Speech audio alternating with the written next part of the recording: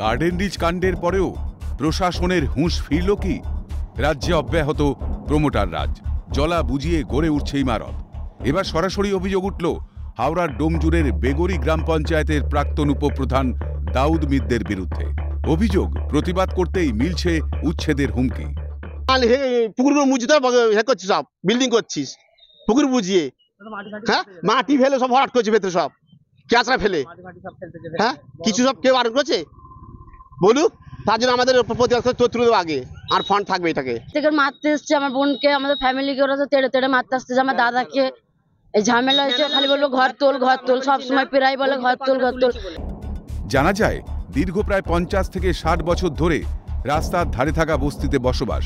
সেখানে বসবাসকারী বেশিরভাগই তৃতীয় লিঙ্গের মানুষ। অভিযোগ, পুকুর ভরাটে বাধা দিতে গেলেই উচ্ছেদের হুমকি দিয়ে অসহায় মানুষদের ওপর চলছে জুলুম অত্যাচার। সহ্যের সীমা পার করতেই বেগরি গ্রাম পঞ্চায়েতের প্রাক্তন উপপ্রধান দাউদ মিদ্দে সহ তার শাগরেদদের বিরুদ্ধে থানায় অভিযোগ দায়ের করে বস্তির বাসিন্দারা। আমাদের ধুমকি দিচ্ছে, এক্ষুনি বলেছে মারবো তোদেরকে। আমরা আছি আর 40-60 বছর, 60 বছর মধ্যে দুদিন জায়গা কিনে আমাদেরকে তোলার চেষ্টা করতেছি। দালাল পাঠাচ্ছে, রোজ রোজ দালাল পাল্টে করাচ্ছে। হ্যাঁ, এটা পুকুর ছিল, পুকুরটাকে বুঝিয়ে বিল্ডিং তৈরি করছে। এখন আমি থানায় এসেছি কমপ্লেন করতে, হ্যাঁ দাউদের বিরুদ্ধে, ঠিক আছে। আর আজগার মিদ্দে 3-4 জন আসব, নাজিবুল মিদ্দে, আমি আরিফ মিদ্দে নামে কমপ্লেন করতে এসেছি আমি। তবে কি শাসক দলের ছত্রছায়ায় এত দাপট?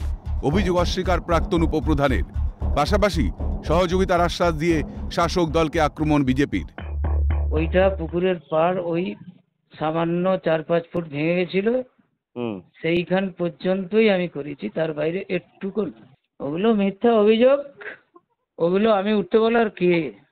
তৃণমূল কংগ্রেসের ক্ষমতাকে সামনে রেখে এরা পঞ্চায়েতের প্রধান, উপপ্রধান বা পঞ্চায়েতের যারা সদস্য, এরা জোর করে ক্ষমতা দেখিয়ে এরা মানুষের এগুলোকে কেড়ে নেওয়ার চেষ্টা করছে। যদি আমাদের থেকে সহযোগিতা চায়, আমরা এর তীব্র প্রতিবাদ করছি এবং এই সমস্ত অসহায় মানুষদের পাশে দাঁড়িয়ে তাদের জন্য যতটুকু লড়াই করা আমরা লড়াই।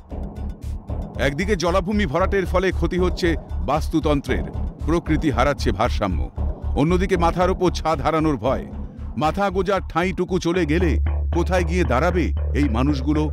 সব জেনেও নির্বিকার প্রশাসন। কবে বন্ধ হবে প্রমোটার রাজ? সেটাই এখন লাখ টাকার প্রশ্ন।